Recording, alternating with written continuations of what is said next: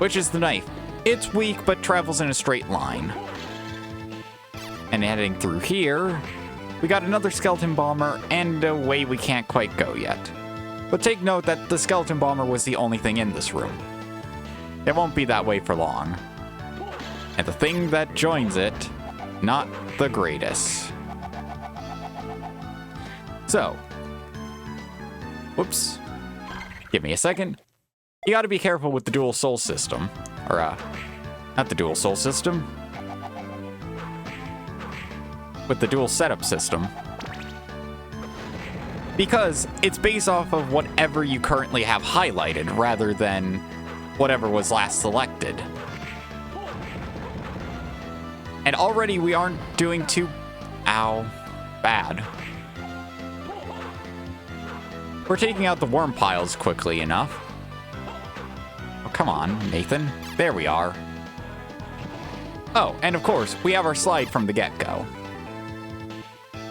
That's just accomplished with down an A. So, say hello to our new enemy, the Earth Demon. This jerk also holds a card.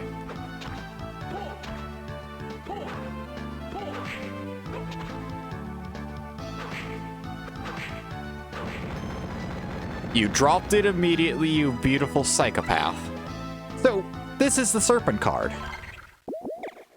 I'm so happy that dropped because in practice, I got so many pairs of gloves before that, and you'll understand that in a bit, because I'm going to grind for those as well, but they're a bit easier to find. So, the Serpent. The Serpent is said to be a dragon swimming in the sea, has the power of ice. And here's the other part of the dual setup system. You don't know what things do until you use them. So, by activating this, our whip is now ice. It's faster and costs less MP than our fire whip. And enemies that are weak to ice will now have some problems. So bomber skeletons beware. But ignore all that. We got an upgrade. We got the dash boots. So double tap forward to perform a dash move.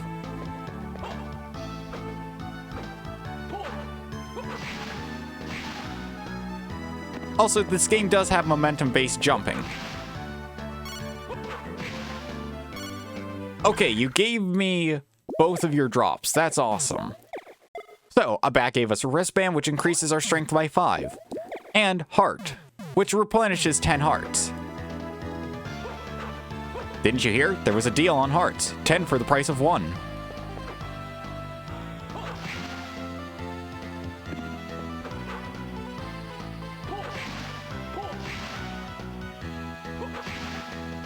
So yeah, bats are the standard weak enemy of the game and don't give you too much experience. But they're also nothing to scoff at. Anybody who's seen my Aria of Sorrow Let's Play knows that bats were an interesting enemy for me. Sort of. Alright. I just wanted to check on a few things because we're in here now.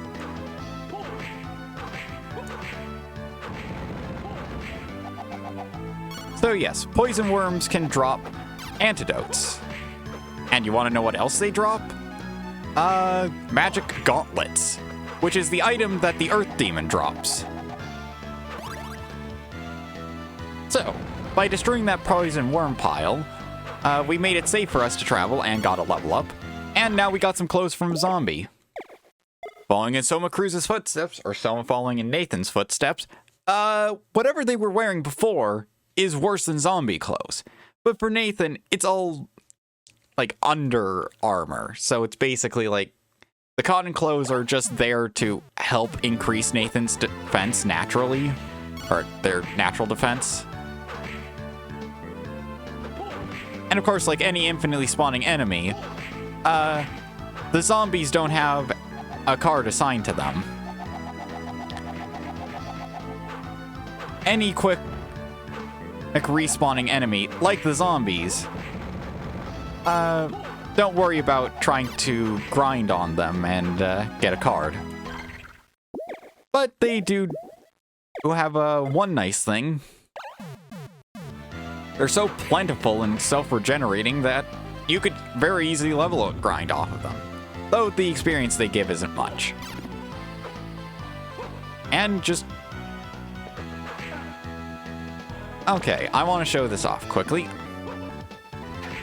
So that skeleton took 16, now 33. So, yeah, the Ice Whip works like the Ice Beam for Metroid. It technically does less damage. The trade-off is it's faster and has a freezing effect. So, I'd much rather use the regular whip in a lot of cases. But there are certain times where it'll be useful. So, unlike Samus, Nathan has the ability to slide under things. I mean, I guess Samus gained that with Dread, but took too long. What we got over there, if I remember in the brief second, was a power-up. We'll find those occasionally. They increase one of Nathan's base stats. So that would be HP, MP, or hearts. HP and MP should increase with level as well.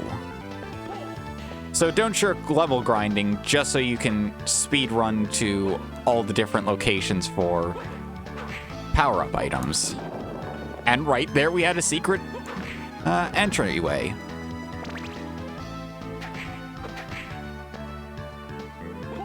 So yes, the Frost Whip. Trading out damage for your Ice Beam effect. And there we had an MP up, so we have more MP than HP. Never reflected in the bars getting bigger, it's more how much of the bars goes away.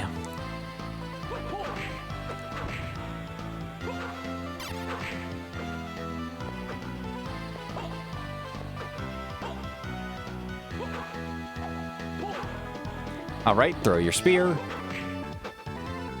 Yeah, I want to get rid of those skeletons because they're a pain. And right here we can jump up. Ow. Alright, you and you. I don't even need to collect hearts. I full up.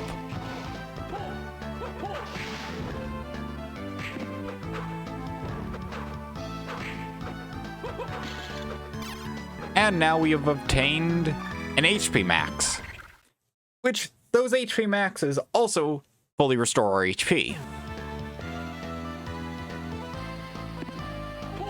And yes, the easy way to tell if bats have a card, they instantly respawn. They don't even have to wait for you to exit the room before they come back. That's sort of the easiest way to tell if something has a card. That's a one-way trip.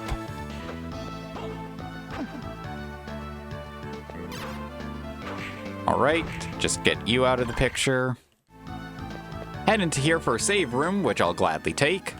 Come on, Nathan. Yes, and Nathan is quite a nice protagonist, I have to say. I mean, the game... So, Circle of the Moon kind of has the one problem of... It has an interesting story. Just... It was put out in that era where you couldn't really... Okay. Not good.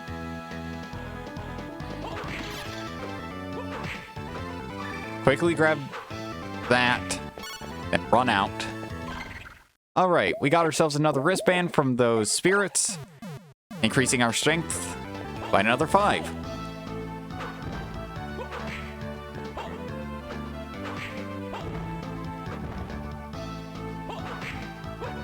And if everybody will indulge me for a few seconds, I'm going to show off kind of a roundabout way of doing something. So slide through that one-way passage. Nothing there, but then again, if we check on the map, this room is mostly here to get you to fight through.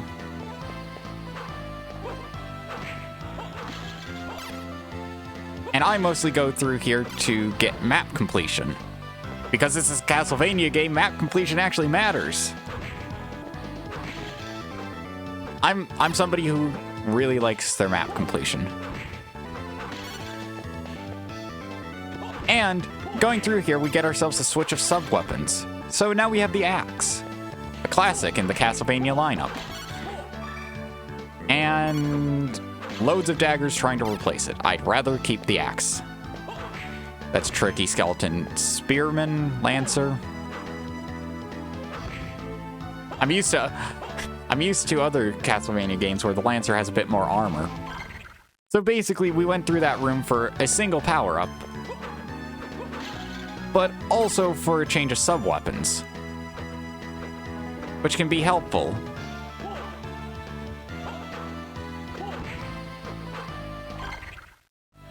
Yep, we could save, but I know of a save point that's coming up soon.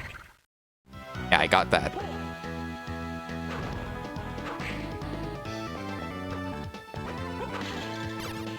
Yes, momentum-based gameplay, I love it. Okay, so I'm going to try and run through here quickly. So, Mudmen and Spirits don't have cards, thank goodness. But just running through here is so much better for your sanity and safety. And Spirits will chase you down seemingly till the ends of the earth.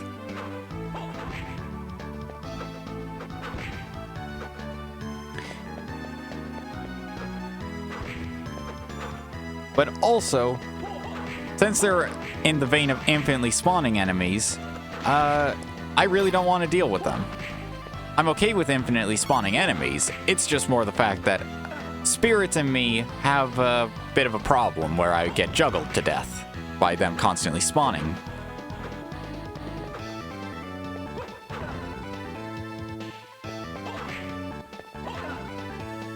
And now I'm being impatient.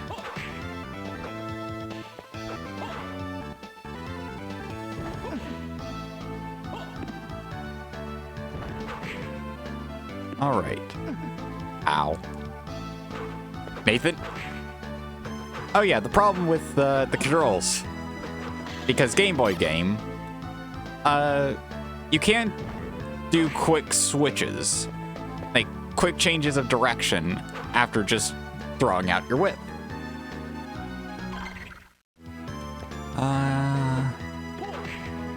And I need to quickly head up here to grab this room, which is another save room. One that is a good bit closer to where I need to be. Heading on out. Throw your spear. And that's that taken care of. So now we have Gremlins. Another infinitely spawning enemy that just exists to kind of get in the way. Like bats. So, there's a heart's max increase.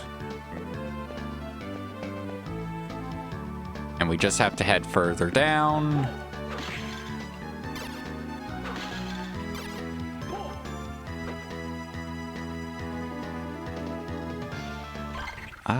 Yes, I want to go through here later.